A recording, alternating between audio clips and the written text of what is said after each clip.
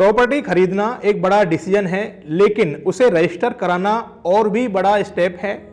ये सिर्फ एक लीगल फॉर्मेलिटीज नहीं है, बल्कि ये आपके इन्वेस्टमेंट को सिक्योर करता है और आपको ओनरशिप का प्रूफ देता है।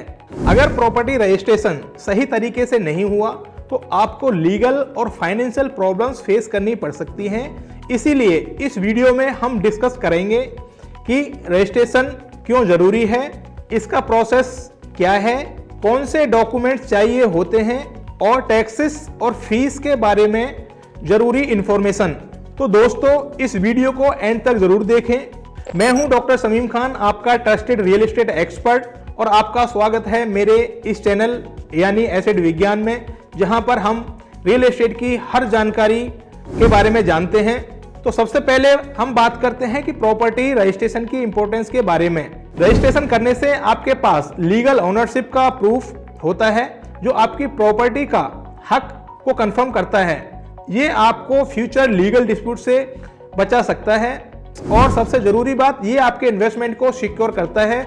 एग्जाम्पल के लिए सोचिए, अगर किसी और ने आपकी प्रॉपर्टी पर क्लेम कर दिया और आपके पास रजिस्टर्ड डॉक्यूमेंट नहीं है, तो आपको अपने हक के लिए कोर्ट के चक्कर लगाने पड़ सकते हैं। इसीलिए ये एक छोटा सा स्टेप आपको बहुत बड़ी प्रॉब्लम से बचा सकता है, और इसीलिए रजिस्ट्रेशन कराना मैंडेटरी नहीं है, एक स्मार्ट तरीका भी है। अब बात करते हैं प्रॉपर्टी रजिस्ट्रेशन प्रोसेस के स्टेप्स कि काफी लोग इस प्रोसेस को कॉम्प्लिकेटेड समझते हैं, लेकिन अगर आपको स्टेप्स क्लियर हैं तो ये बहुत सिंपल है। स्टेप 1, सेल एग्रीमेंट बनवाएं। ये डॉक्यूमेंट बायर और सेलर के बीच का एक एग्रीमेंट होता है जो प्रॉपर्टी के टर्म्स और कंडीशन को फाइनलाइज करता है, जिससे बिल्डर बायर एग्रीमेंट यानी बीबीए भी बोलते हैं। स्टेप नंबर 2, स्टैंप ड्यूटी और रजिस्ट्रेशन फीस पे करें। आपको स्टेट के अकॉर्डिंग स्टैंप ड्यूटी और रजिस्ट्रेशन फी कैलकुलेट करके गवर्नमेंट के अकाउंट में जमा करनी होती है। स्टेप नंबर 3, सब रजिस्ट्रार ऑफिस में अपॉइंटमेंट बुक करना। आपको लोकल सब रजिस्ट्रार ऑफिस में एक डेट फिक्स करनी होती है जहां रजिस्ट्रेशन की फाइनल फॉर्मेलिटीज होती हैं। स्टेप 4, डॉक्यूमेंट सबमिट करना। सारे नेसेसरी डॉक्यूमेंट्स आपको सब रजिस्ट्रार के सामने प्रेजेंट करने होते हैं। फाइनल रजिस्ट्रेशन वेरिफिकेशन होने के बाद आपकी प्रॉपर्टी आपके नाम पर रजिस्टर्ड हो जाती है। यहां मैं आपको कुछ प्रो टिप्स देना चाहूंगा। अपॉइंटमेंट और डॉक्यूमेंट सबमिशन के लिए एक एक्सपीरियंस्ड प्रोफेशनल की मदद लेना हेल्पफुल हो सकता है।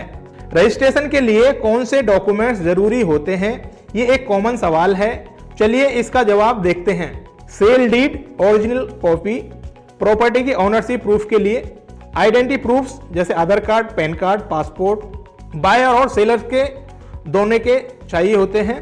पासपोर्ट साइज फोटोग्राफ्स दोनों पार्टीज के। स्टैंप ड्यूटी और registration fee payment receipt. Property card या म्यूटेशन सर्टिफिकेट जो लोकल अथॉरिटी से मिलता है। इन डॉक्यूमेंट्स को एक्यूरेट और कंप्लीट रखना जरूरी है। अगर कोई डॉक्यूमेंट मिसिंग हो तो प्रोसेस डिले हो सकता है। चलिए यहाँ पे आपको एक और मैं प्रो टिप्स देना चाहूंगा। हर डॉक्यूमेंट का एक फोटोकॉपी और सॉफ्ट कॉपी जरूर बना के रखिए अलग से। रजिस्ट्रेशन प्रोसेस के साथ एसोसिएटेड टैक्सेस और फीस भी समझना इंपॉर्टेंट है। जैसे कि स्टैंप ड्यूटी, ये एक स्टेट गवर्नमेंट का टैक्स है जो प्रॉपर्टी का मार्केट वैल्यू के बेसिस पर कैलकुलेट होता है। फॉर एग्जांपल, उत्तर प्रदेश में वैल्यू 5 से 7% हो सकती है। रजिस्ट्रेशन फीस ये एक नॉमिनल परसेंटेज होता है जो रजिस्ट्रार ऑफिस में पे करना होता है। इसमें नॉर्मली प्रॉपर्टी का 1% लगता है। एग्जाम्पल के लिए, अगर प्रॉपर्टी की वैल्यू 50 लाख है तो आपको स्टैंप ड्यूटी और रजिस्ट्रेशन फीस मिलाकर अप्रॉक्स 3 से 4 लाख रुपए तक खर्च करने पड़ सकते हैं। चलिए यहाँ पर भी मैं आपको एक प्रो टिप्स देता हूँ। इन कॉस्ट को बजट में इंक्लूड करें और फाइनेंशियल प्लानिंग पहले से करें ताकि अनएक्सपेक्टेड एक्सपेंस से आप बच सकें।